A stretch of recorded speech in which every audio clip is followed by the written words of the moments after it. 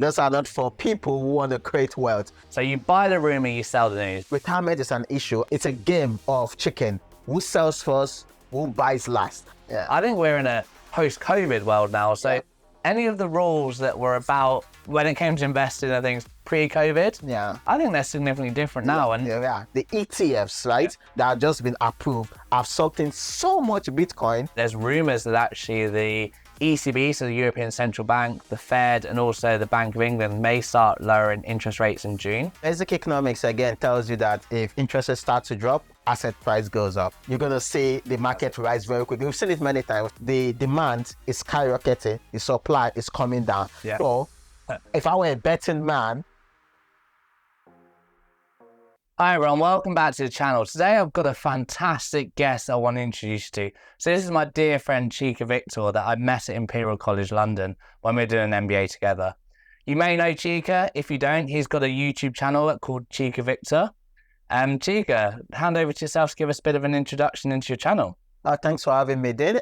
So as I said, my name is Chika. I think we met during the MBA, right? So 2018, 2019, I met Dean during the MBA, and since then we've been quite really good friends, right? I think we recently also started our YouTube channel at the same time period because we learned a lot in the MBA about personal finance, and we kind of felt like we need to embark on this journey and share more about it with people. Yeah, that's good. And it'd be good to get a bit of an understanding as to your background. So what undergraduate degree you did, obviously you did your MBA, what made you do your MBA, what you've done for work, and what your future plans are as well. Oh yeah, so my background predominantly was in tech because I have a master's in computer science from Oxford University. I did that, and I quickly figured out that in the world of, because I worked a lot with big banks and a big insurance company, and I figured out that in the world of personal finance, it's really, really hard for people to grasp that knowledge. And when speaking with people in the industry, it's kind of really hard for the people in the boardroom to kind of understand what tech is all about and marry it to finance, which led me into going to MBA because I was trying to bridge that gap between technology and personal finance and just speaking about tech in general, right? So that got me into the MBA. Oh boy, it was a rabbit hole. When I started, I got into management consulting. After my MBA, I started working a lot in finance, in technology, fintech, in different companies.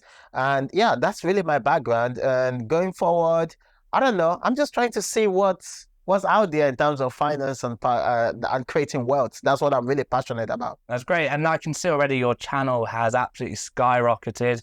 You're one of the first people that I've actually seen that's just had so much success from day one. So that's fantastic. And testament to what you say as well. So I've worked in banking as well as technology and management consulting as well. And I clearly see that even people working in financial services don't understand personal finance. You're not taught it at school. So this is why I think your channel and what I'm trying to do here as well is really important for people. If you understand the basics of money, you can do really well. And I think that actually leads us on as well to like money habits. So your channel focused in the early days around money habits, how you can pay debt down, etc.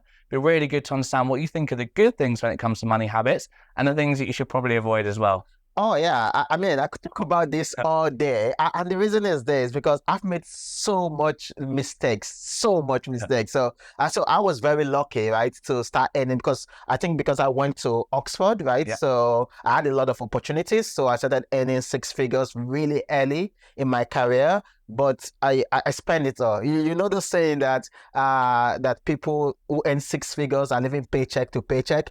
I was one of those, really, right? Because all I did was spend a lot of money on crazy stuff, right? I just eat out, I buy stuff I really don't need. I had a Range Rover where I paid £800 every single month. So it was ridiculous. So and then I begin to see that if I really want to grow wealth, I need to change some of these habits. So the first thing I'm going to say about bad money habits is you don't want to take on debt, right? Agreed. So the debt culture in our society is becoming norm. Everybody says it. It's okay to take on debt.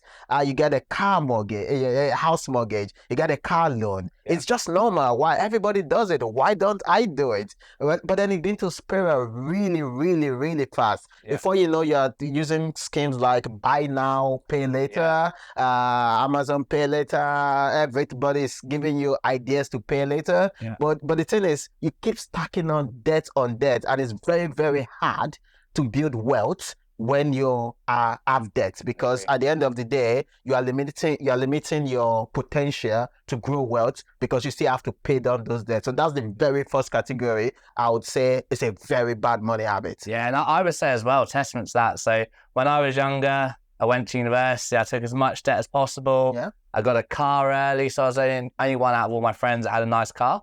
But what I quickly realised is that I was the mug that was paying for everyone to drive around. I was having to work 30 hours a week on top of my university degree just to pay for the car. Yeah. And I couldn't actually invest. Yeah. So, yeah. You ever wonder how all your friends tend to call you when they need a pickup? Exactly. They need someone to pick them up. Oh, how you doing? Exactly. Are you free to go out tonight?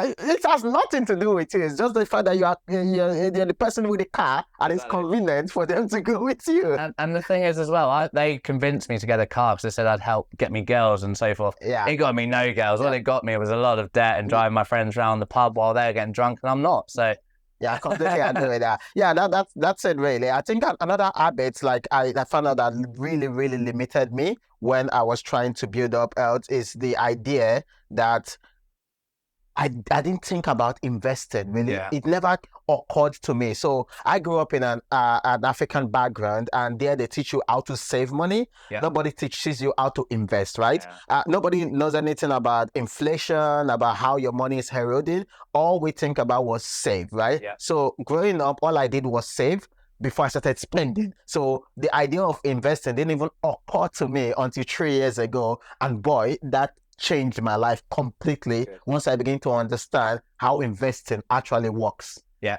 no, I agree as well. And even when it comes to investing as well, people aren't investing in the right way. Yeah. People think that buying premium bonds is investing. And I was actually at my nephew's first birthday yesterday. He got £20 and my sister-in-law said, let's put in premium bonds. It's like, don't put in premium bonds. Put it in the S&P 500, 10.13%. That'll end up being £120 just of that £20 by the time he's 18. Yeah. Premium bonds, yeah, you may win big, but there's higher chance that you're not going to win anything. Yeah, I think the whole concept of investing is something I'm really passionate about, right? And I think one of the mistakes people make is that they think that when it comes to investing, the first thing they need to do is go dump that money in the market, whether in stocks, whether in S&P. But really, you need to pay yourself first. You need to invest in yourself. That is really key, because what happens is, say you have a skill set that earns you $1,000, right? Yeah. So if you keep only that skill set, you're going to earn that $1,000 for the rest of your life. But if you invest in yourself, in your capacity, in your ability to generate more money, you quickly find out that all of a sudden you are earning 5,000, 10,000, and that gives you that ability to grow more wealth. So I keep telling people, first invest in yourself, right? As people tell me, oh, what stock should I buy with $1,000? What crypto should I buy with $1,000? Nothing. Yeah. You're not going to make anything. You're going to make like 10%. Like, that's nothing. But if you invest that $1,000 in some materials and study and gain more knowledge or wealth, then you're able to generate even more wealth. Definitely. So what do you think about that, really? I agree, and especially like professional qualifications. So if you go and do, I don't know, an accounting qualification or an engineering degree, or even us doing an MBA, you learn so much. But it's not just what you learn as well. It's that network of individuals you meet. So we met each other. We wouldn't know each other if we hadn't done the MBA, but we meet people that work in hedge funds, private equity, doctors, etc. And that's where your earning trajectory can really scale up quite fast. Yeah. And it's because of those skills. And also, if you become something really specialist on those cybersecurity expert or whatever, you can essentially write your own paycheck, because it's a niche skill that not many people have. Yep, it is true, right? Because a specialization is really key right now. You can see the rise of AI, right? Doing things that people could do. So all of a sudden, being a generalist doesn't really pay the bills anymore, because you could have these AIs do what you can do. But if you can niche down, like in everything, say creating a YouTube channel, people talk about having a niche. Going into the industry, people about having a niche. It's the same thing. You need to have a niche, like in terms of skill set that can help you propel to the next level. And it's the same with finance. There are people who invest predominantly in stocks. There are people who invest in crypto, people who invest in commodities, because this is what they understand and that's how they make it big. But people who spread themselves across the horizon, well, you know the saying, jack of all trades, master of none. Exactly. The one thing I would say against that, though, is right now, obviously, AI is going to change the world. What I don't think it'll change in the short term is relationships. So for me personally, in my role, it's quite a relationship-driven role. So I'm always dealing with very senior internal stakeholders. So these are managing directors in the bank, COOs, etc., but also very senior people with our third partners. So whether that's consulting firms or working with various suppliers, etc., that's always going to be a relationship, because there's a buying and selling. There's some form of relationship there. But I agree, AI is going to change so much. So future-proof yourself as well. Yeah, I completely agree with that. I also came from a consulting background as a management consultant. It's really hard to get AI to do those relationship building with your clients. Maybe we'll get there. We don't know, because people are talking about artificial general intelligence, because we haven't gotten there yet. So maybe we'll get there. But as of now, it's impossible. So I think if you have this kind of job or career that pushes you into building relationship with people, you're kind of a safe haven right now, rather than being fully technical. And so I mean, I think if we move on from that a bit, another thing I want to touch on before I forgot, in the issue of paying yourself first. Another aspect you need to think about this is trying to invest some money immediately you get it from your employer. And it starts from the fact, if your employer has like a match contribution, right, in your pension, right, this is free money. 100% return. No investment in the world can guarantee you 100% return without any risk. So if your employer is offering you a match contribution, take it. It's free money. That's one of the ways you pay yourself first. After investing, you pay yourself first. And then when the money hits your bank account, you set out like, I don't know, 10% to transfer it to a different account for investment or saving. Because the argument I see from a lot of people is that, oh, I make so much money. Oh, I can't survive on this money. But guess what? If you take out 10% and you condition your mind to live off 90%, you will survive. Like, that's a fact. You will. Exactly. And if you take that out before you've even started accounting for anything else, it's no brainer. And also that's a good point. So when it comes to investing as well, I know we talked about investing yourself first, but when it comes to stocks and shares, maybe investing in ETFs, etc., I always like to automate my investments. Reason being is, if you've got to log onto an app or log into a website, it's hard to do it. It's effort. Most people can't be bothered, so they're not building their wealth. So actually, if you have an app or something doing it, and actually I talked about this in my last video, where I use Trading 212 to invest in S&P 500, and every Monday it's been £25 into that S&P 500. So you're getting two things there. You're actually minimizing the ups and downs, so the volatility, but also it's effortless. So even if I do nothing, hopefully over the long term I'm making money. It's a bit counterintuitive, right? Because it seems like you're not making any strides, right? It seems like you're not doing anything reasonable, but you are doing the best you could do. Like I remember reading this book, like The Simple Path to Wealth, right? And Geopolitical says, like, if you keep investing consistently, the money you're going to make, the compound interest you're going to make, is the best return you're ever going to get in the market. You know why? Because it's been shown consistently that 90% of active traders in the market do worse than the market over the next, over like a 10-20 year period. Sure, in the short term, in a year, they can outperform the market, but over a 10-year, 20-year period, they can't. We have the statistics to back that up. So the best return you're ever going to get, right, in the stock market is by consistently averaging into the market, and then let the compound interest does this magic. I mean, they said Albert Einstein supposedly said, compound interest is the eighth wonder of the world. It is. And to put that into perspective as well, so the S&P 500 over the long term has returned an average of 10.13%. So that's incredible.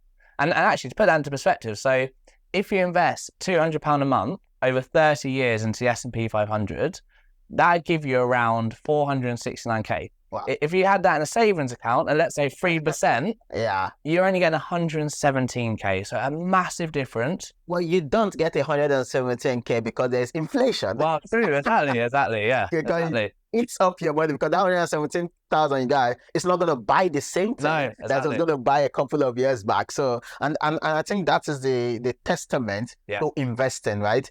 As opposed to saving. Agree. Like once you begin to look at life through that lens, you begin to see that you're better off investing your money. Even in bonds are still better than keeping it in savings account. Definitely. Because while you might get 3% now, just because the Fed increased the interest rate, once things taper down to normal conditions, what you're going to get is about 0.5%. Yeah. That's just the norm, 0.01%. Yeah. That's what we had for the past few years. Yeah. No, I agree fully. And I think actually that leads us quite nice on to actually why we should be investing and how investing is one of the best things to build your wealth. So obviously having good money habits, investing in yourself first, but then actually investing in things such as stocks, shares, ETFs. Actually, I know you've done really well in crypto lately, so it'd be good to understand what you're doing in that space, what you see as the next things coming up, but also highlight the risks as well for people so they fully understand that.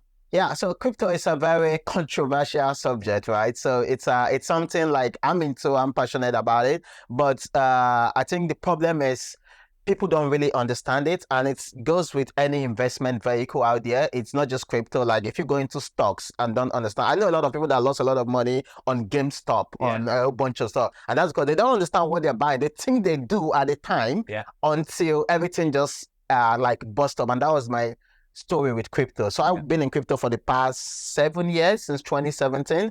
And when I say I've been in crypto, it means I invested in crypto for the past 7 years, but I've actually been in crypto for the past 2 years. Like if I were to be frank by myself, but in the past 7 years, I knew about this thing, Bitcoin, Ethereum. It was going up, and I just like put in all my money. I went to a bank. It was oh my God, these banks are terrible. They just gave me 20,000 without any question. And I dumped everything in crypto, and I did well, but then I needed more. So I put most of it in ICOs, and it completely tanked. It's almost like gambling at that point. No, it's not so much. It is gambling. I tell people till today, anything about investing, there's an element of gambling in it, and crypto even worse. It is you're speculating.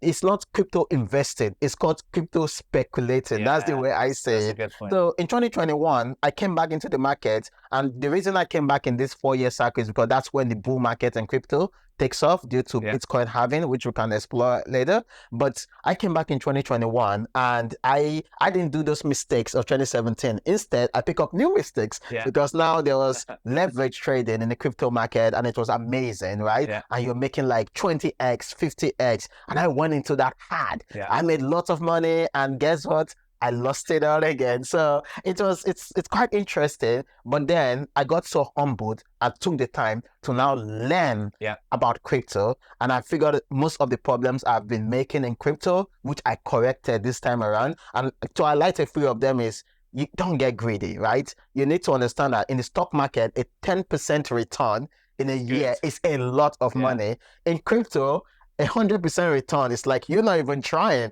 So people get really, really greedy in crypto, right? That's the very first thing. Second, don't take leverage. Third, you need to know when to press the sell button, right? Because that's the biggest one as well. And even me, so AMC, you talked about going to I was holding AMC, like, I'd read all of the news, I was looking at YouTube every day, all of these people talking about how it's going to the moon. In reality, I think the investment thesis is still there, but I didn't want to sell because like when you start to sell, then you're potentially losing the upside. Crypto is very similar. Like I rode it up, I was like 50 grand, then I ended up down 35 grand. So it's exactly the same. You have to be very careful of that. I think the idea is you need to understand that nobody is looking out for you in the crypto market. You might watch a lot of YouTube channel. They might tell you how great it is, how we are going to Valhalla, how Bitcoin is going to hit 250,000. The fact is this, you need to understand what is your risk tolerance, right? What is your magic number? Stop moving the goalposts. If you make life-changing wealth that could change you and your family, press the sell button. cash out, at least cash out significant portion that can change your life. Because what happens is last cycle, everybody was saying Bitcoin was going to 100,000. Yes. So I did not sell because I was waiting for 100,000 Bitcoin. Now everybody is saying Bitcoin is going to 250,000. Do not believe them. No, I'm serious. This is very true. And this was my issue of AMC and also crypto as well in the past. Like, whenever the media is pushing a narrative that it's going to the moon, it's going to hit this figure, it's never going to hit that figure. It's very unlikely. So don't be the fool that's buying at the top. Buy halfway up or near there and manage your risk. And one thing I like to do is have a trade-in stop loss. Yep. But with crypto, and you can give us more insight on this because you're more of an expert, but 20% as a dip isn't even probably good. 20% is another Tuesday. Yeah. Like you're so if you're trading stocks, right? You put your stop loss like your trailing stop loss at the profit point. You put it like 3%. Yeah. But in crypto, if you do that, you get kicked out almost immediately because the 20% dump is normal. I think in crypto, what you need to understand is the narratives. Like understand what's going on. Obviously, Bitcoin halving is just a couple of days from today, about 4 days.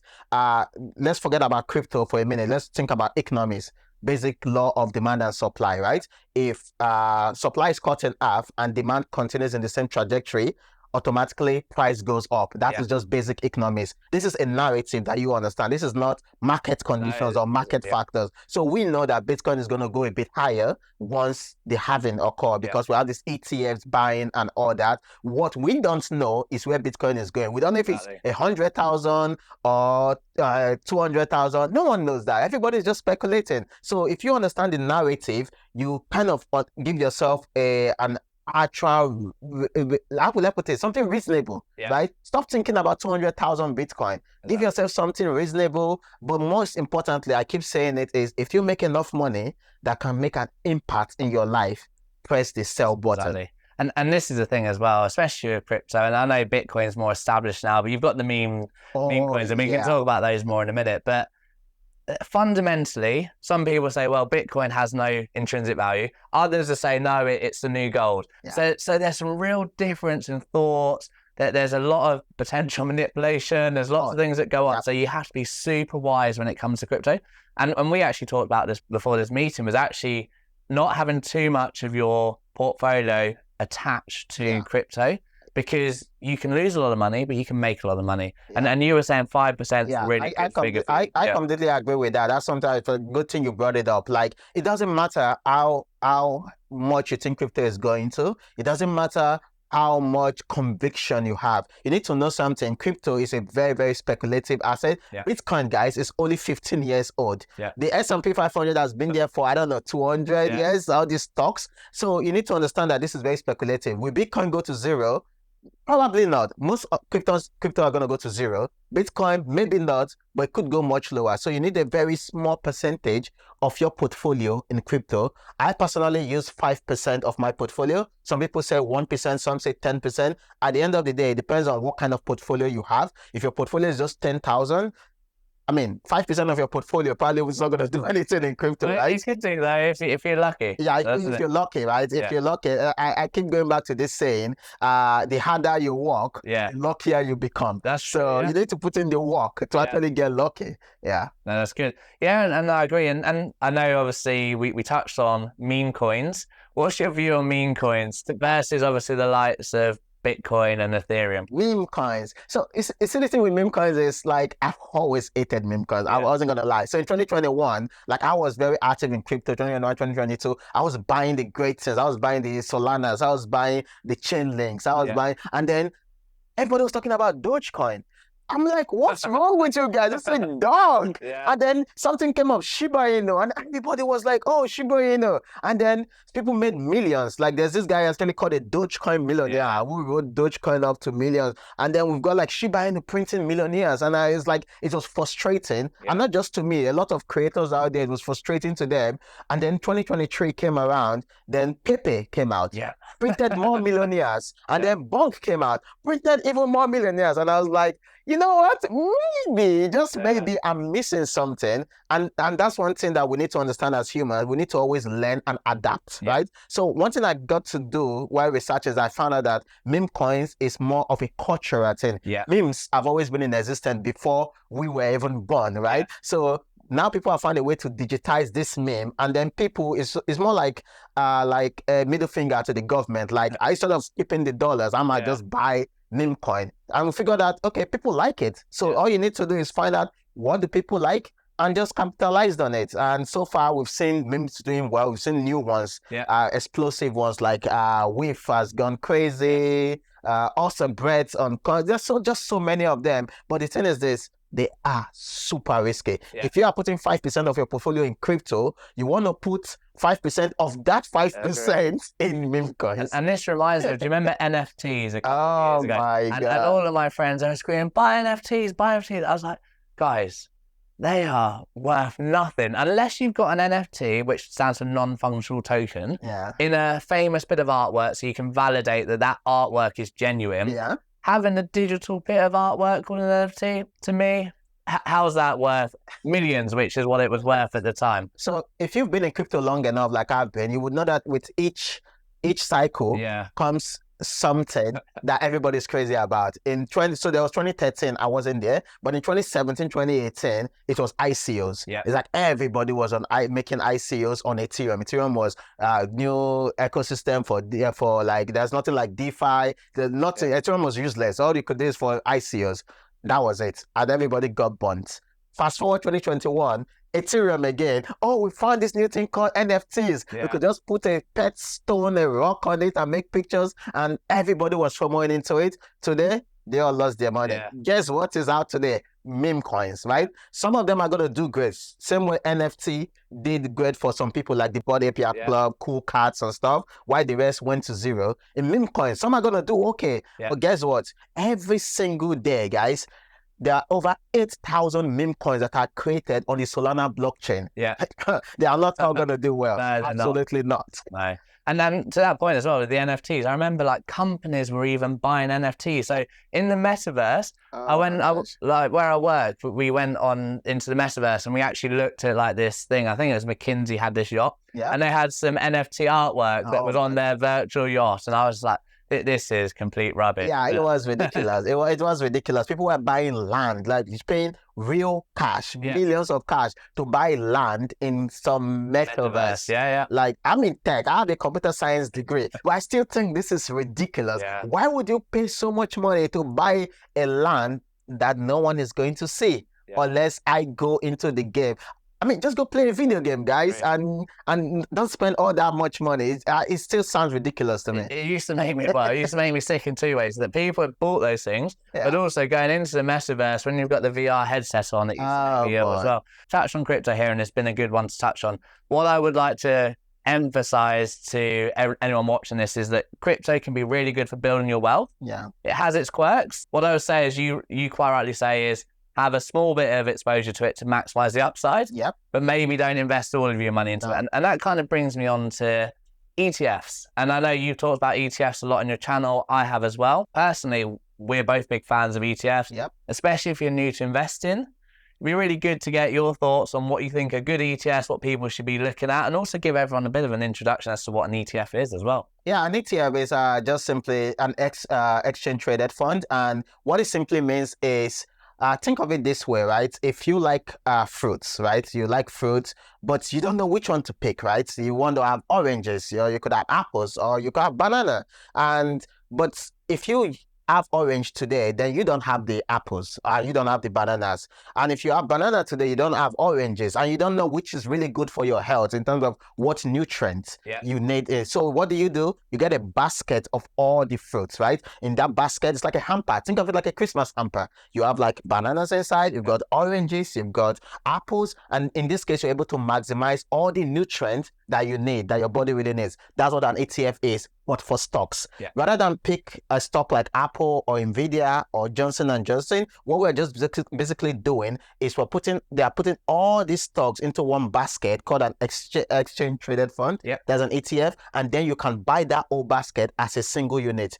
And why this is really important is because it limits your risk and brings down how much you're able to lose. If you think Nvidia did great this time and you should have just bought Nvidia, awesome. But for every Nvidia out there are hundreds of stock that lost 80-70% of their value. And a good example is if you look at the S&P 500 really closely, in the top you'll see companies like Microsoft, companies like Apple, now Nvidia, Facebook. But guess what? You should just go back 20 years ago and look at that same list. You won't find any of these companies there. You see companies like General Electric and GM Motors and stuff like that. And those companies today are nowhere to be found in the top 50 or 100. Exactly. And if you had invested your money in those companies at the time, by now you would have lost about 50% of your income. And that's the real power with these ETFs, is that they kind of limit your risk, right? And they are able to help you grow your wealth even faster.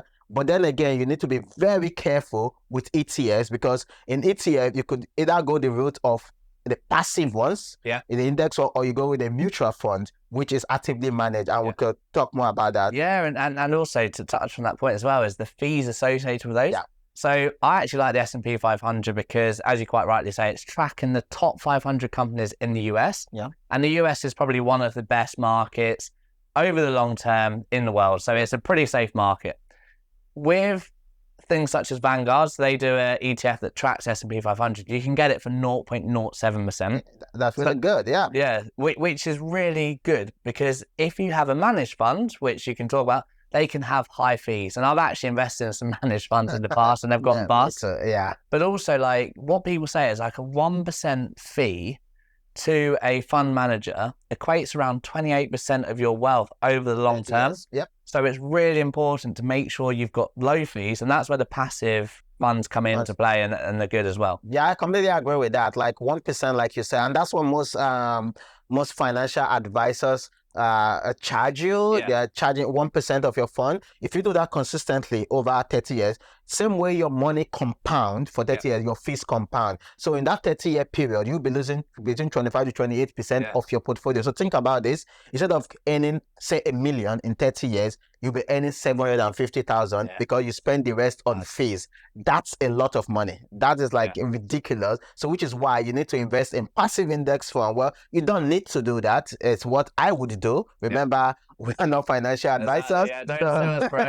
So what I would do personally is invest in passive index fund like the S&P 500, and then it gives you, like you said, not 0.07%, which is really, really good, because in the long run, you're not even paying up to 25,000 like for fees, which is great. Yeah, definitely. No, it's really good fund. If you're in the UK, you can shield yourself even further from tax. Obviously, in your jurisdictions, you have things such as capital gains, you have dividend tax, and all of those things. One thing that's recently just changed in the UK is the stocks and shares ISA. So now you can have multiple, and you can invest up to £20,000 a year. I know in the US you have the Roth IRA, etc.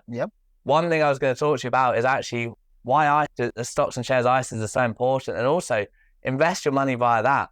And the couple that I've been looking at as well is Trading 212 and Invest Engine, and they offer commission-free like investments into the stocks and shares ISAs. Yeah. And it's really good, whereas Hargreaves Lansdown, IG, etc. charge a lot. So that links to those fees that we just talked about just then. Yeah, I think, and the ISA bit is why ISAs are really, really great. And let me just frame it like this, like tax advantageous account, which just means these are accounts where you don't pay any tax when you withdraw your money. So look at it this way: you invested $1,000 in this account, and let's say you pick stock A, and stock A magically does a 10x, right? So your 1,000 becomes 10,000. Traditionally, you're supposed to pay something you call a capital gain tax, which in the UK is about 20%, but for a long time it's about 10%. You're going to pay that on that 9,000. But if you're investing in an ISA, a tax advantageous account, it means you don't pay any tax whatsoever. Right. And that's very powerful, because someone like Peter Thiel, one of the founders of PayPal,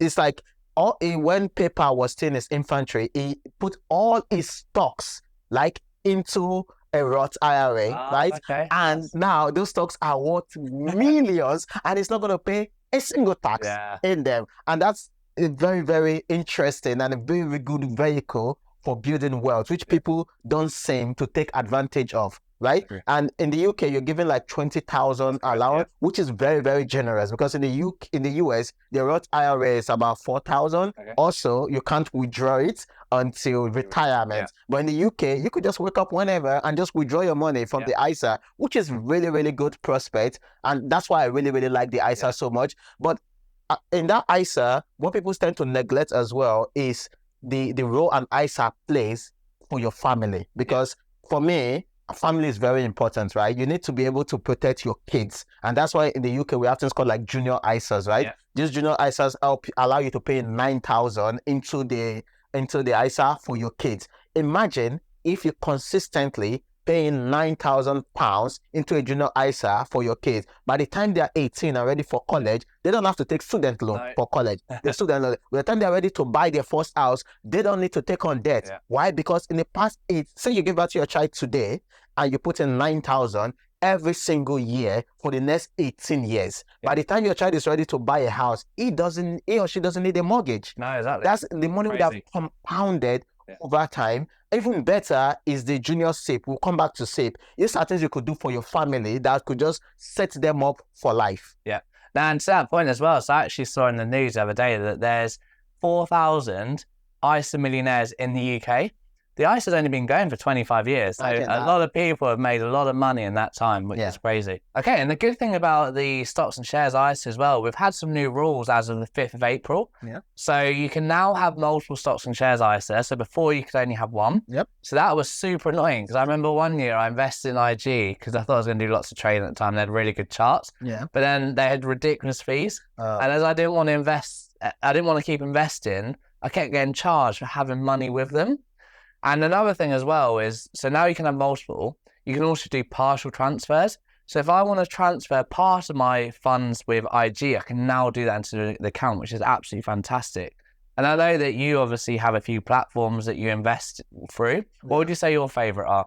So my favorite used to be Vanguard, right? So I use Vanguard a lot because it's easy, right? Because they have the Vanguard funds, they're cheap, and they have ISA. But the problem with Vanguard is you can't buy individual stocks, right? And we already talked about ETFs, right? We'll talk about ETFs are the best vehicles to limit your downside. But the truth is that if you want to grow wealth, you also need to take a little bit of risk with a bit of your portfolio. Same way I put like 5% of my portfolio in crypto, I also put about 5 to 10% of my portfolio on individual stocks, right? While I leave the rest in the ETFs, like S&P 500 specific. So because of this, I tend to use things like Trading 212. And another one I really, really like is the Interactive Investor. I think there's some like Invest Engine that was good, but I like Interactive Investor because it has much lower fees. So with my portfolio, the thing is that with Vanguard, you think you're having the cheapest fees, which is great. If you have a portfolio less than 100,000, then Vanguard is great. But if your portfolio skyrockets above $100,000, then Vanguard fees start to become more expensive compared to the other platforms like Interactive Investors, Invest Engine. You need to find out that it's better off you are on those platforms as long as you're not doing consistent trades. So I like Vanguard, but I also use Trading 212 and Interactive Investors. Yeah, and a good point about that as well is I know Damon Money was talking about this. So he actually doesn't invest by Vanguard anymore. He goes by the likes of Trading 212 because it's cheaper to invest via Trading 212 into a Vanguard fund than it is directly via them. I completely agree with that. It's something that I think is this talk people are saying don't get Vanguarded, and and one of the main reasons I also started pulling away from Vanguard is the fact that Vanguard has come out publicly and said they are never going to offer Bitcoin ETFs. And there's the thing. I'm in crypto, right? I know the potential of these ETFs. BlackRock are just taking billions of money into ETF. The Bitcoin ETF have broken through every statistics of ETFs there is. It's created so much record. There's high demand for this thing. It's gonna keep going up, right? What if I need 10% of my portfolio exposed to a Bitcoin ETF? I'm not going into the crypto market. I'm coming into an ETF where that is fully like we have the big investors and the firms and the independent houses and the pension funds, everybody dipping their toes into, but I can't do that because I'm on Vanguard. That kind of really pisses me off. Because of that, I figured I need to move some of my money away from Vanguard, which is why this new ISA rule was a game changer for me personally, because I could still keep my Vanguard, which I really like, but then I could move a bit of money out of Vanguard, put it in somewhere like I decided to use Interactive Investor. I thought about Fidelity, but they have more fees than Interactive Investor and Trading 212. So now I could just move it to Trading 212 and go buy some whatever I want to. And the UK is going to introduce an ETN for Bitcoin. And I'm just waiting for that because now I have a vehicle to go buy that when it comes out. That's good. And personally, I actually like using Trading 212 and Invest Engine. Reason being is Invest Engine is actually quite new, but it's super simple for ETFs. So I set myself up the other day, and within 3 minutes, I'd already invested in the S&P 500. I could clearly see what my costs were. I could see which companies I was investing in, like the geographical location, and I was blown away by it. And they have an app, right? Yes, they do. And the app doesn't have an app in the UK. That's bad. And then you want it to be simple. So who wants to go on their laptop and log on? Most of my friends don't even have laptops anymore.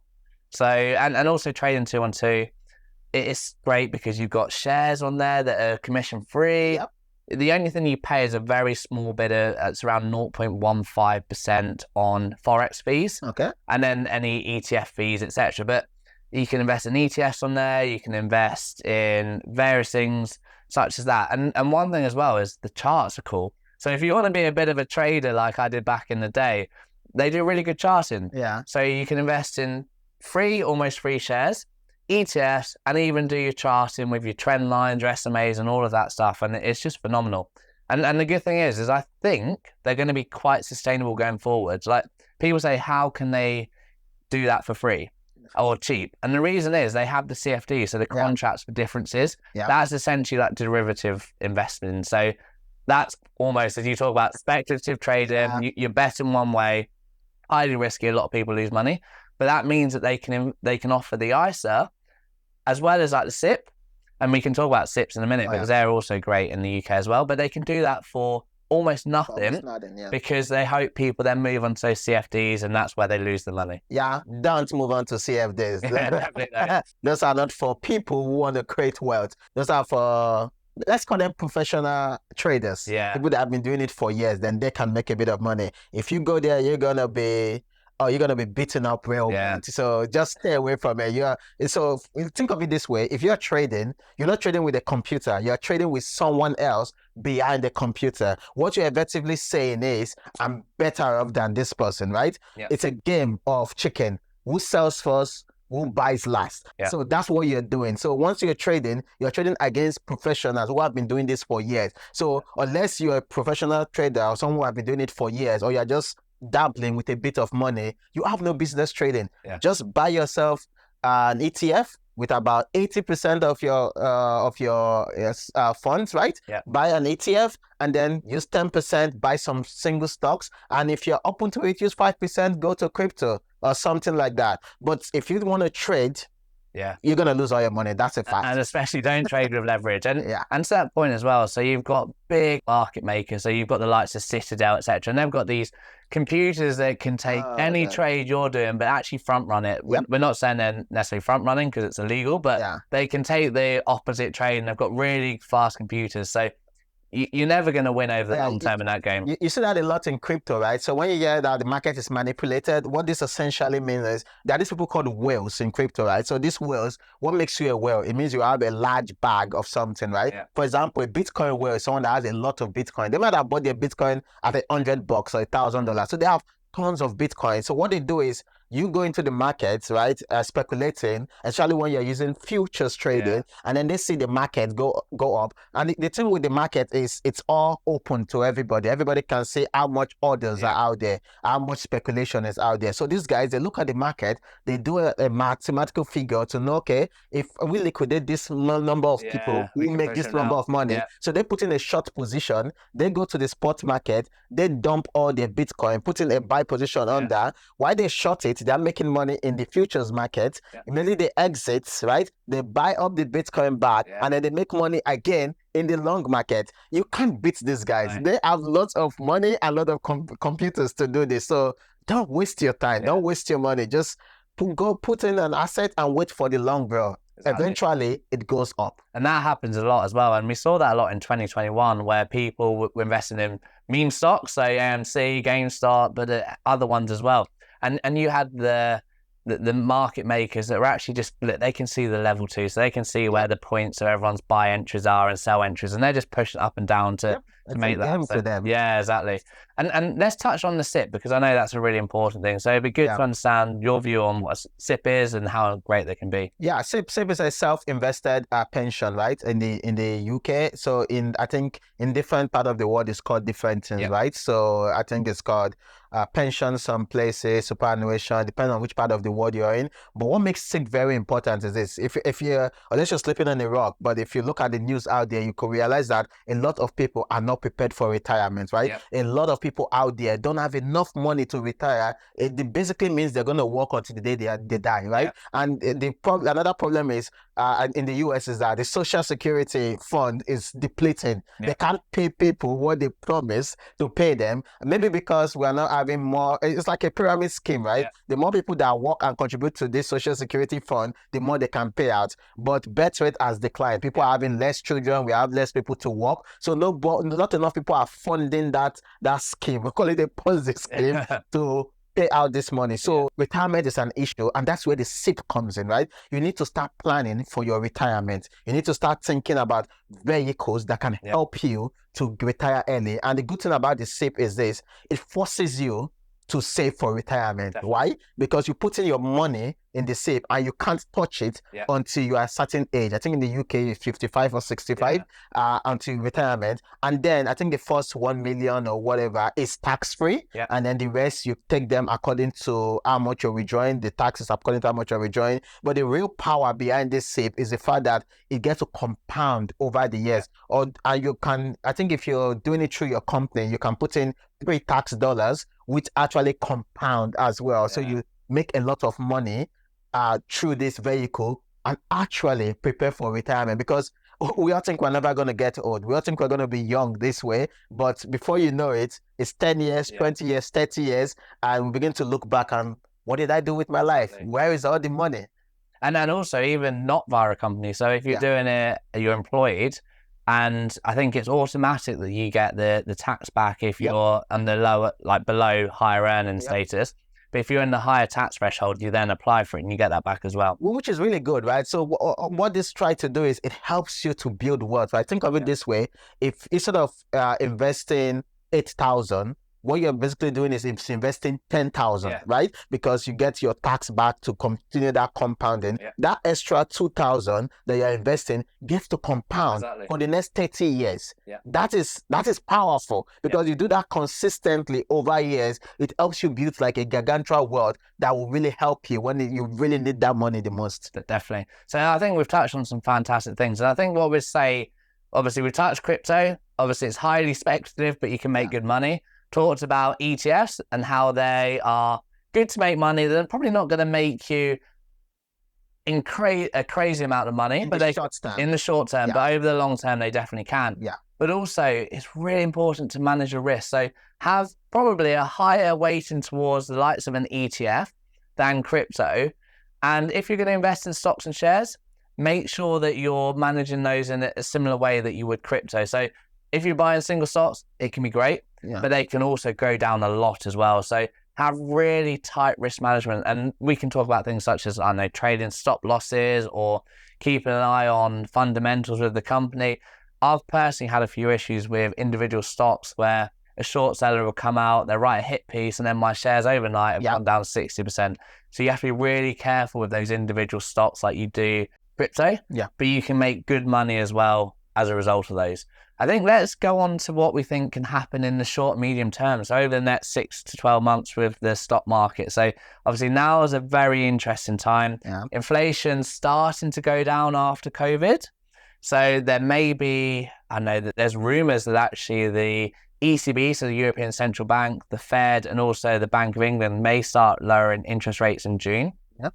Obviously, we did economics together. Our actual professor sits Yeah. on the Monetary Policy Committee. Yeah. So it'd be really good to actually understand your view on what you think may happen to asset prices when interest rates do actually start to drop. Yeah, I mean, basic economics again tells you that if interest rates start to drop, asset price goes up. And it's why does this actually happen? Because it becomes easier for people to borrow money, right? Yeah. If you're able to borrow money at, say, like big companies borrow at not the rates you and I borrow. You and I borrow money at 4%, 5%. Yeah. Big companies borrow money at 0.5%, right? But now they can't do that. They have to borrow at the federal fund rate, Yeah. which is about 4, 5, 6%. But once interest rate drops down, they get access to an influx of cash, which means they get to invest that money, be it to people in employees. It means there are more jobs. They are going to pay people ridiculous money, which in turn they use to go buy stuff and speculate on assets. You can see companies like Tesla are getting really hammered right now because for people to go buy those cars, they need favorable rates to actually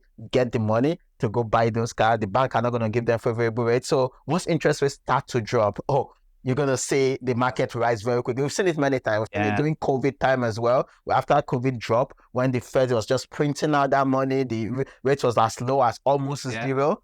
The market was flooded with money. Stocks went through the roof. Crypto went through the roof. It's just basic economics. Yeah, and I actually love when interest rates start to go down, the first thing or the thing that I remember most from the MBA was actually asset prices tend to go up. Yeah. And if you add quantitative easing into the mix, so quantitative easing is when the government prints money to stimulate the economy. So let's say, and let's hope this doesn't happen, but let's say we have a bad recession and the government has to start printing money like they did in COVID.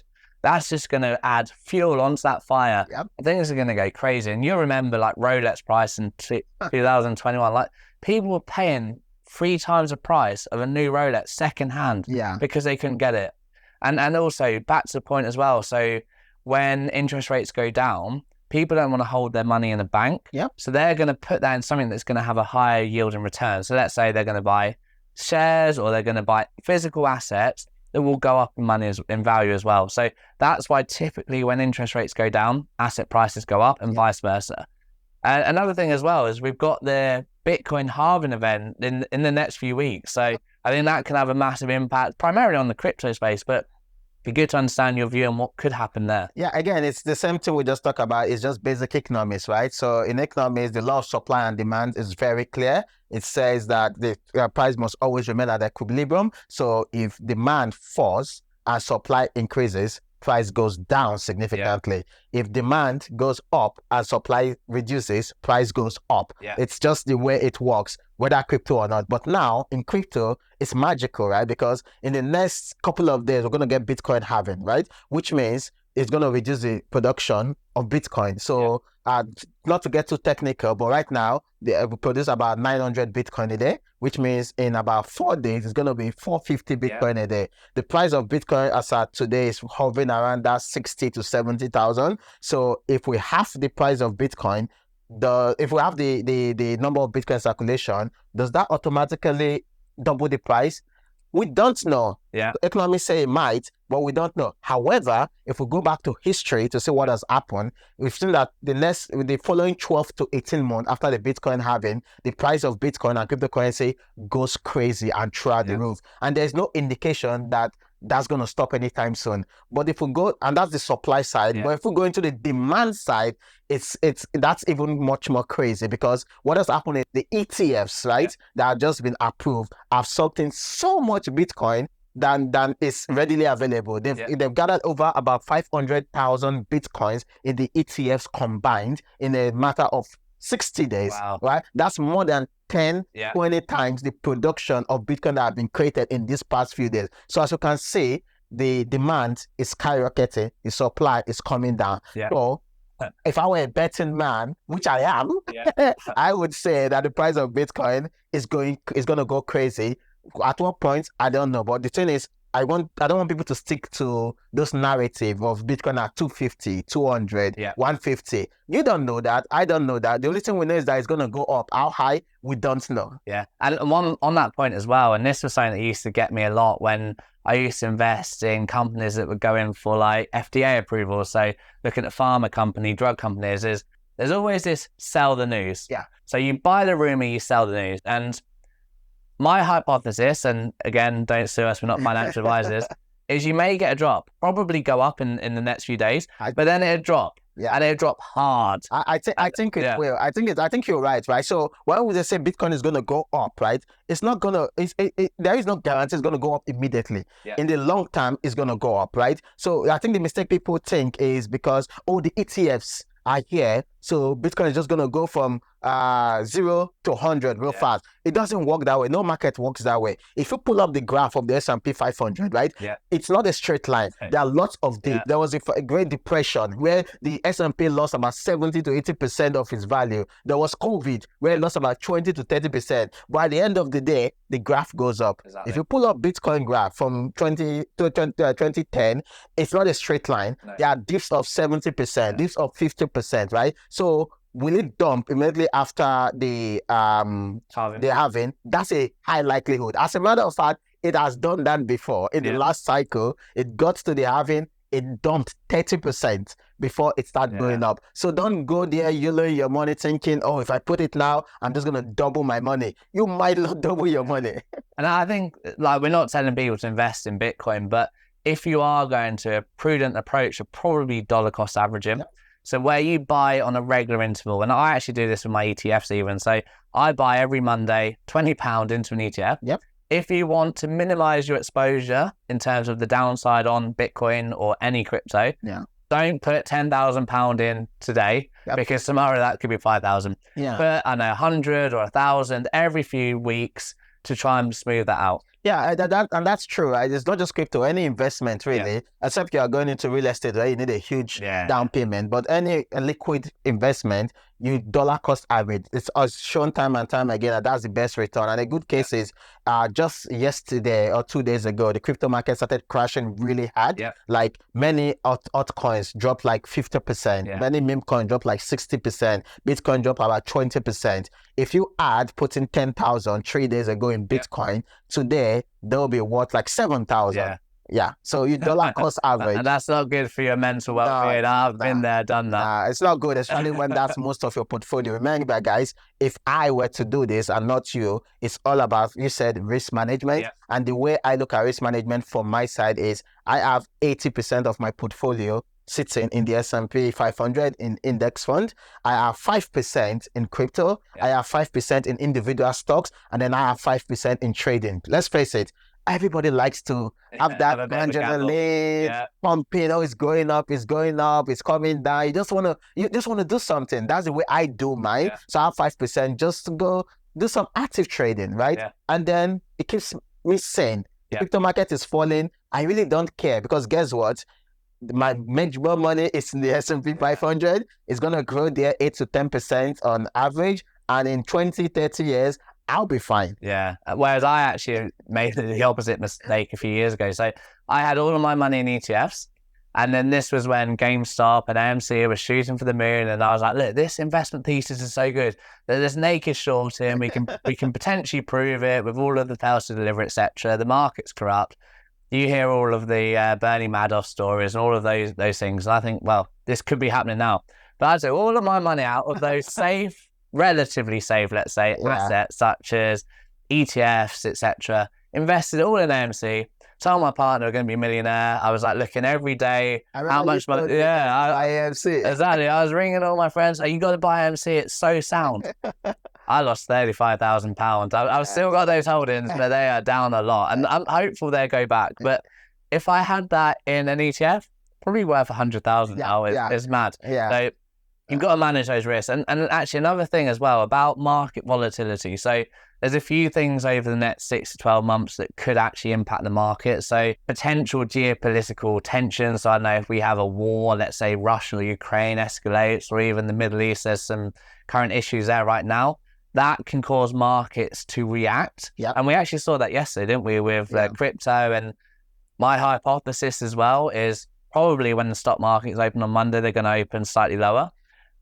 Yeah, I don't know. I think because the thing is, even gold got a significant dip. Like Yeah. it's not done that in a while. But one thing we've seen, if you look at the charts and look at history, is that commodities like gold Yeah. tends to like conflict, Yeah. right? So So in the same short term, it goes down, right? Yeah. But over the medium long term, it's up, right? Because people start looking for safe assets Yeah. to park their money. So like the last few days, we've heard about some conflict in the Middle East and everything, like you said, just crashed. Not just crypto. Yeah. The stocks crashed, the S&P crashed, it's gold. I mean, it's gold, it's crashed. But what happened, what we've seen is that days following that, gold recovers and start going. And if Bitcoin being the digital gold, everybody call it right now, it tends to favor conflict as well. We've seen that in the past. But in the short term, it's going to be a lot of bleeding. I expect a lot of bleeding. Manage the volatility. And here as well is it's really important to note that obviously things can go up and down. There's volatility, but also markets tend to overreact. Yep. So one of the best things as well I learned from the MBA was that markets are irrational. Yeah. And also markets can be a lot more irrational than you can stay solvent. Yep. So they can be irrational longer than you stay solvent. Yep. So don't invest all of your money thinking one thing's going to happen, because I'm sure it probably won't. Yeah. And also like things with algorithmic trading and things these days, like there's a lot of algorithms out there that they sell on any news. So if like there's an article that says that war in wherever, boom, market can go down. Yep. And it can overreact. And actually this is where traders make a lot of money, because then it can go back up. And likewise, positive catalyst, things tend to go up and then down. Yeah. So this is something that happens quite a lot as well. So you have to manage that. Yeah. Another thing that could potentially happen as well is we may have persistent inflation. So I know it's gone down quite a lot recently. That's fantastic. This is obviously what's leading us to talk about potentially interest rates going down.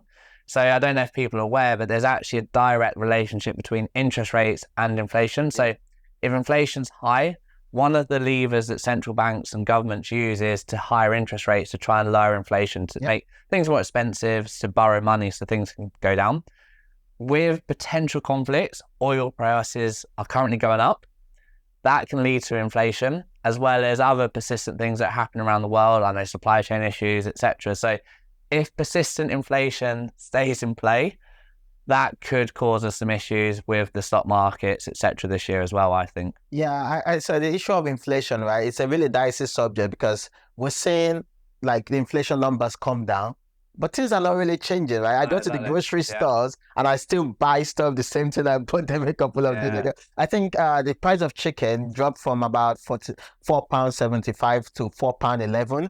Even though it came down, it's still significantly higher than what it used to be. So yeah, let's say inflation is coming down, but like you said, it could persist for a very long time, which in the short term, or let's even in general, it's not really good for the market. But at some point, it normalizes, right? Because we have been living in this connotation of a 2% inflation rate is normal, but I think it's getting to the time when that becomes unattainable, and then we find a new normal, and it's like this is what the base, this is what the new base is, and I think we're getting to that point, and which is why investing becomes really, really important, because the money that you have today will be worth significantly less in a few years. And I did watch a video by CNBC about 4 years ago where they said the 4% rule is dead. Right? If you don't understand the 4% rule, it's the notion that you could leave off 4% of your investment in perpetuity if you save enough, invest enough cash that could fund your life with just that 4%. And they were talking about how inflation is going up really, really fast, that you're going to run out of cash real fast in that 4% rule. And that's a very, very big issue, because a lot of us are counting on that 4%. And then I like the term actually. So you know how you have modernism and postmodernism when it comes to philosophy? I think we're in a post-COVID world now. So any of the rules that were about when it came to investing and things pre-COVID, I think they're significantly different now. And as you say, things are so expensive. Like I remember when McDonald's was like $3.99 for a full meal. Now it's about £8. It's crazy. It's crazy. I was listening to somebody, like a joke on Twitter or Instagram, I can't remember. Someone was like, the reason we go to McDonald's, it's not because they have the best, it's because it's cheap. But now it's not. It's not cheap. So why do we go? Exactly. So and another thing as well that probably could cause some impact as well is how corporate earnings come out. So I'm currently working in one of the big banks, and last year, we were spending a lot of money and not really caring.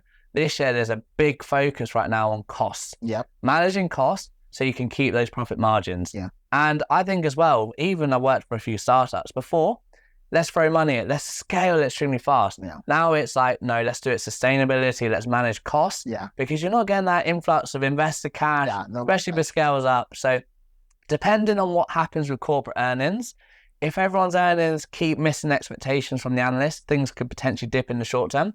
But on the opposite side of that, if they beat them, and we've seen a real mix lately of earnings. So, I was going to go into that because sometimes like the market is very rational, right? Yeah. You could see corporate earnings go up and then the stocks still get beat down. Yeah. Or sometimes it just misses by a tiny margin. I think it happened to Facebook. It missed by about a couple of millions and the stock took a dive, like serious dive because of that. And it comes to this market manipulation, right? Because you've got these people who are incentivized to actually push down the stock so that they could buy lower or they are in short positions or stuff like that. You've got fake news, pushing narrative. So it's kind of really hard to actually marry those two terms, the corporate earning. Obviously, in the longer term, it reflects in the company. But in the short term, it's like, does it really reflect? Yeah. For example, even though I love crypto and all that, a stock like MicroStrategy, that all they do is really buy Bitcoin and hold, it's trading at a premium. It's gone up so crazy, almost like a 10x or 7x premium of where it is. Does that reflect the corporate earning? And I think to that point as well, so there's another thing we learned called the Schiller P ratio. Yep. So this is price versus earnings. So it's how much you're paying for that earn. Yeah. And essentially now it's at one of the highest it's been. It's at about 36 on the scale. Yeah. So that's showing that things are potentially significantly overvalued. Yeah. Will that actually impact share prices? Will investors start thinking, look, we're paying too much? Who knows? Who knows? With post-COVID and all of that. So, is there anything else you wanted to touch on as part of this? It'd be good to obviously understand a bit more about your channel, tell people what you're doing as well. Yes. And yeah. So just like this, so I have like a personal finance channel as well. Like I said on my channel. So my channel is basically dedicated to helping people grow, self-development, so to help people become best of themselves, but more importantly to help people achieve financial freedom, which I think is really important, because I find out that my life completely changed when I took finances more seriously. And one of the reasons I did that was because I was lucky enough to stumble across some YouTube videos by people like Andre Jake, Graham Stefan. So I watched some of their videos 3 years ago, and it got me thinking about personal finance. So before that, I was in debt to my eyeballs. I had about 100 and something thousand pounds in debt. I made a video about that on my channel, how I got out of it. So these videos got me thinking about that. They got me thinking about ETFs, about S&P 500, investing in those. It got me. So I figure like if these videos had this huge impact, I should do the same for other people, because people kind of identify with different people, right? There are people that don't identify with Graham Stefan or with Andre Jake. I identify with them because of my intellectual capacity, where I'm coming from. There are people that don't identify with them. If I could contribute in my own way. So I started my channel. I also started talking a bit about crypto in a much more safe and less risky way, so that people can get exposure but not go down the drain and make some of the mistakes I make. So that's what my channel is really about. It's about trying to create generational wealth and trying to make people get to financial freedom. And that's what I really like about your channel, and I personally learned a lot from it as well, is you're not just promoting the next big crypto Ponzi like a lot of people are. You're actually teaching me things that I'm learning and I'm actually putting into my investing approach. And yeah, it's been great to have you on the channel. Thanks very much for your time. And do you want to just share on your handle? I'll also link it in the description. But yeah, it's just at Chika Victor. Very simple. And I'll see you there if you decide to subscribe. Thanks, everyone. Cheers, Chika.